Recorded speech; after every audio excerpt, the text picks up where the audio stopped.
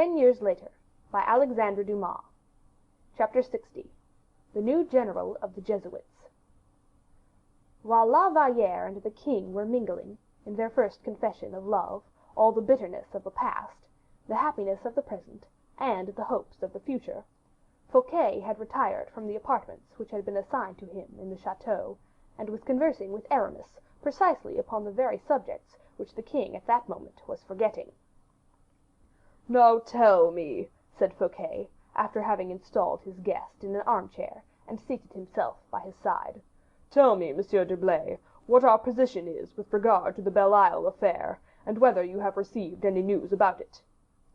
"Everything is going on in that direction as we wish," replied Aramis. "The expenses have been paid, and nothing has transpired of our designs." "But what about the soldiers the king wished to send there?" "I have received news this morning they arrived there 15 days ago." "And how have they been treated?" "In the best manner possible." "What has become of the former garrison?" "The soldiers were landed at Sarzeau, and then transferred immediately to Quimper." "And the new garrison?" "Belongs to us from this very moment." "Are you sure of what you say, my dear Monsieur de Vaux?" "Quite sure; and moreover, you will see by and by how matters have turned out." "Still, you are very well aware that, of all the garrison towns, Belle Isle is precisely the very worst." "I know it, and have acted accordingly. No space to move about, no gaiety, no cheerful society, no gambling permitted. Well, it is a great pity," added Aramis, with one of those smiles so peculiar to him, "to see how much young people at present day seek amusement, and how much, consequently, they incline to the man who procures and pays for their favorite pastimes." "But if they amuse themselves at Belle Isle?" "If they amuse themselves through the king's means, they will attach themselves to the king; but if they get bored to death through the king's means, and amuse themselves through Monsieur Fouquet, they will attach themselves to Monsieur Fouquet." "And you informed my intendant, of course, so that immediately upon their arrival—" "By no means; they were left alone a whole week to weary themselves at their ease. But at the end of the week they cried out, saying that former officers amused themselves much better. Whereupon they were told that the old officers had been able to make a friend of Monsieur Fouquet, and that Monsieur Fouquet, knowing them to be friends of his, had from that moment done all he possibly could to prevent their getting wearied or bored upon his estates. Upon this they began to reflect. Immediately afterwards, however, the intendant added, that without anticipating Monsieur Fouquet's orders, he knew his master sufficiently well to be aware that he took an interest in every gentleman in the king's service, and that, although he did not know the newcomers, he would do as much for them as he had done for the others." "Excellent; and I trust that the promises were followed up. I desire, as you know, that no promise should ever be made in my name without being kept." "Without a moment's loss of time, our 2 privateers, and your own horses, were placed at the disposal of the officers. The keys of the principal mansion were handed over to them, so that they made up hunting parties and walking excursions with such ladies as are to be found in Belle Isle, and such other as they are enabled to enlist from the neighborhood, who have no fear of seasickness." "And there is a fair sprinkling to be met with at Sarzeau and Vannes, I believe, your eminence?" "Yes, in fact, all along the coast," said Aramis quietly. "And now, how about the soldiers?" "Everything precisely the same, in a relative degree. You understand. The soldiers have plenty of wine, excellent provisions, and good pay." "Very good. So that—" "So that this garrison can be depended upon, and it is a better one than the last." "Good." "The result is, if fortune favors us, so that the garrisons are changed in this manner only every 2 months, that, at the end of every 3 years, the whole army will, in its turn, have been there, and therefore, instead of having 1 regiment in our favor, we shall have 50,000 men." "Yes, yes, I knew perfectly well," said Fouquet, "that no friend could be more incomparable and invaluable than yourself, my dear Monsieur d'Herblay. But," he added, laughing, "all this time we are forgetting our friend Du Vallon. What has become of him? During the 3 days I spent at Saint Mande, I confess I had forgotten him completely." "I did not forget him, however," returned Aramis. "Porthos is at Saint Mande. His joints are kept well greased, the greatest care is being taken of him with regard to the food he eats and the wine he drinks. I advise him to take daily airings in the small park, which you have kept for your own use, and he makes use of it accordingly. He begins to walk again. He exercises his muscular powers by bending down young elm trees, or making the old oaks fly into splinters, as Milo of Crotona used to do. And as there are no lions in the park, it is not unlikely we shall find him alive. Porthos is a brave fellow." "Yes, but in the meantime he will get bored to death." "Oh, no, he never does that." "He will be asking questions?" "He sees no one." "At all events, he is looking or hoping for something or another." "I have inspired in him a hope which we will realize some fine morning, and on that he subsists." "What is it?" "That of being presented to the king." "Oh, in what character?" "As the engineer of Belle Isle, of course." "Is it possible?" "Quite true." "Shall we not be obliged, then, to send him back to Belle Isle?" "Most certainly. I am even thinking of sending him as soon as possible. Porthos is very fond of display. He is a man whose weakness D'Artagnan, Athos, and myself are alone acquainted with. He never commits himself in any way. He is dignity himself. To the officers there, he seems like a paladin of the time of the Crusades. He would make the whole staff drunk without getting tipsy in the least himself, and everyone will regard him with admiration and sympathy. If, therefore, it should happen that we have any orders requiring to be carried out, Porthos is an incarnation of the order itself, and whatever he chose to do, others would find themselves obliged to submit to." "Send him back, then." "That is what I intend to do, but only in a few days, for I must not omit telling you one thing." "What is it?" "I begin to mistrust D'Artagnan. He is not at Fontainebleau, as you may have noticed, and D'Artagnan is never absent, or apparently idle, without some object in view. And now that my own affairs are settled, I am going to try and ascertain what the affairs are in which D'Artagnan is engaged." "Your own affairs are settled, you say?" "Yes." "You are very fortunate in that case, then, and I should like to be able to say the same." "I hope you do not make yourself uneasy." "Hum!" "Nothing could be better than the king's reception of you." "True." "And Colbert leaves you in peace." "Nearly so." "In that case," said Aramis, with that connection of ideas which marked him, "in that case, then, we can bestow a thought upon the young girl I was speaking to you about yesterday." "Whom do you mean?" "What, have you already forgotten? I mean La Valliere." "Ah, of course, of course." "Do you object, then, to try to make a conquest of her?" "In one respect only. My heart is engaged in another direction, and I positively do not care about the girl in the least." "Oh, oh," said Aramis, "your heart is engaged, you say? The deuce! We must take care of that." "Why?" "Because it is terrible to have the heart occupied, when others, besides yourself, have so much need of the head." "You are right. So you see, at your first summons, I left everything. But to return to this girl. What good do you see in my troubling myself about her?" The king, it is said, has taken a fancy to her. At least, so it is supposed."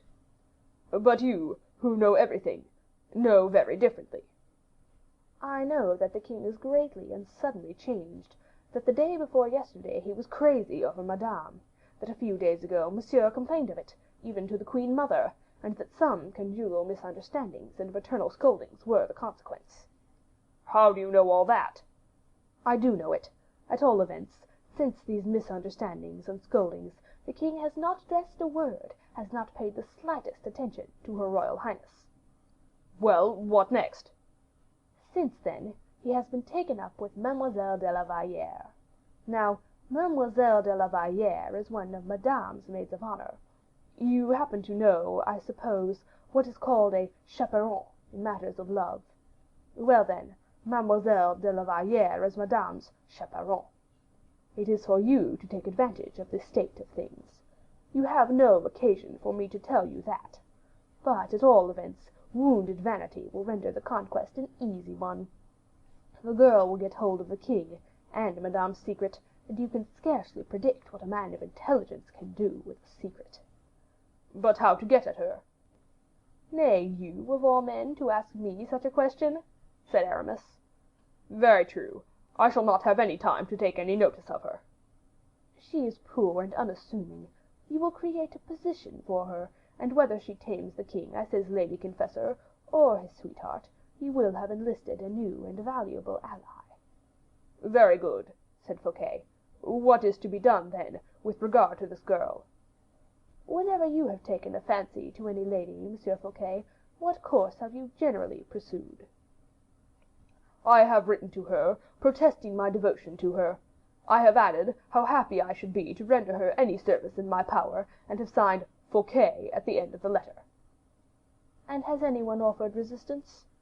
"One person only," replied Fouquet; "but 4 days ago she yielded, as others had done." "Will you take the trouble to write?" said Aramis, holding a pen towards him, which Fouquet took, saying, "I will write at your dictation. My head is so taken up in one direction that I should not be able to write a couple lines."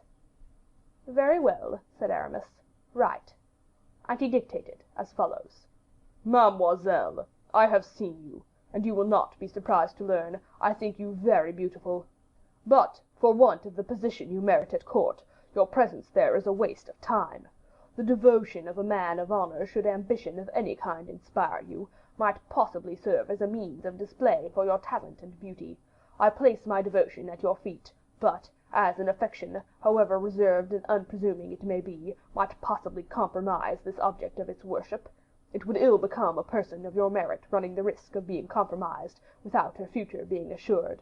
If you would deign to accept and reply to my affection shall prove its gratitude to you in making you free and independent forever."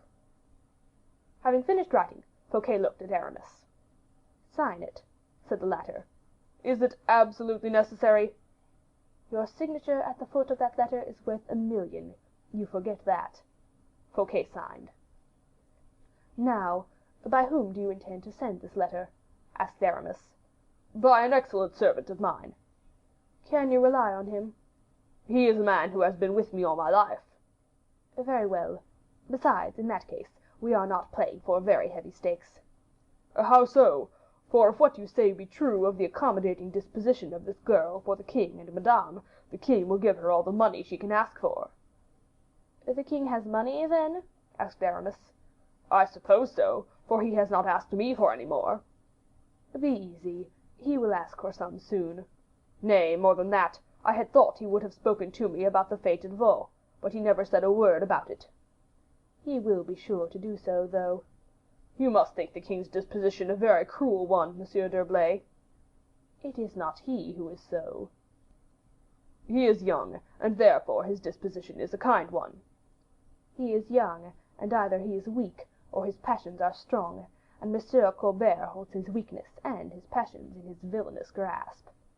"You admit that you fear him?" "I do not deny it." "In that case I am lost." "Why so?" "My only influence with the king has been through the money I commanded, and now I am a ruined man." "Not so." "What do you mean by 'not so'? Do you know my affairs better than myself?" "That is not unlikely." "If he were to request this fete to be given?" "You would give it, of course." "But where is the money to come from?" "Have you ever been in want of any?" "Oh, if you only knew at what cost I procured the last supply." "The next shall cost you nothing." "But who will give it me?" "I will." "What, give me 6 millions?" 10, if necessary." "Upon my word, D'Herblay," said Fouquet, "your confidence alarms me more than the king's displeasure. Who can you possibly be, after all?" "You know me well enough, I should think." "Of course, but what is it you are aiming at?" "I wish to see upon the throne of France a king devoted to Monsieur Fouquet, and I wish Monsieur Fouquet to be devoted to me." "Oh!" exclaimed Fouquet, pressing his hand, "as for being devoted to you, I am yours entirely; but believe me, my dear D'Herblay, you are deceiving yourself." "In what respect?" "The king will never become devoted to me." "I do not remember to have said that King Louis would ever become devoted to you." "Why, on the contrary, you have this moment said so." I did not say the king, I said a king. Is it not all the same? No, on the contrary, it is altogether different. I do not understand you. You will do so shortly, then. Suppose, for instance, that the king in question were to be a very different person to Louis XIV. Another person? Yes, who is indebted for everything to you. Impossible. His very throne, even. You are mad, D'Herblay. There is no man living besides Louis XIV who can sit on the throne of France. I know of none, not one. But I know one. Unless it be Monsieur, said Fouquet, looking at Aramis uneasily. Yet Monsieur... It is not Monsieur. But how can it be that a prince not of the royal line, that a prince without any right... My king, or rather your king, will be everything that is necessary. Be assured of that. Be careful, Monsieur d'Herblay. You make my blood run cold and my head swim. Aramis smiled. There is but a little occasion for that, he replied. Again, I repeat, you terrify me, said Fouquet. Aramis smiled. You laugh, said Fouquet. The day will come when you will laugh too, only at the present moment I must laugh alone. But explain yourself. When the proper time comes, I will explain all. Fear nothing. Have faith in me, and doubt nothing. The fact is, I cannot but doubt, because I do not see clearly, or even at all. That is because of your blindness, but a day will come when you will be enlightened. Oh, said Fouquet, how willingly would I believe. You without belief, you who, through my means, have 10 times crossed the abyss yawning at your feet, and in which, had you been alone, you would have been irretrievably swallowed, you without belief, you who from procureur general attained the rank of intendant, from the rank of intendant that of first minister of the crown, and who, from the rank of first minister, will pass to that of mayor of the palace. But no, he said, with the same unaltered smile, no, no, you cannot see, and consequently cannot believe, what I tell you. And Aramis rose to withdraw. One more word, said Fouquet. You have never yet spoken to me in this manner. You have never yet shown yourself so confident. I should rather say so daring. Because it is necessary, in order to speak confidently, to have the lips unfettered. And now that is your case? Yes. Since a very short time, then? Since yesterday only. Oh, Monsieur d'Herblay, take care. Your confidence is becoming audacity. One can well be audacious when one is powerful. And you are powerful? I have already offered you 10 millions. I repeat the offer. Fouquet rose, profoundly agitated. Come, he said, come. You spoke of overthrowing kings and replacing them by others. If, indeed, I am not really out of my senses, is or is not that what you said just now? You are by no means out of your senses, for it is perfectly true I did say all that just now. And why did you say so? Because it is easy to speak in this manner of thrones being cast down and kings being raised up, when one is oneself far above all kings and thrones, of this world at least. Your power is infinite, then? Cried Fouquet. I have told you so already, and I repeat it, replied Aramis, with glistening eyes and trembling lips. Fouquet threw himself back in his chair and buried his face in his hands. Aramis looked at him for a moment, as the angel of human destinies might have looked upon a simple mortal. Adieu, he said to him. Sleep undisturbed, and send your letter to La Valliere. Tomorrow we shall see each other again. Yes, tomorrow, said Fouquet, shaking his hands like a man returning to his senses. But where shall we see each other? At the King's Promenade, if you like. Agreed. And they separated.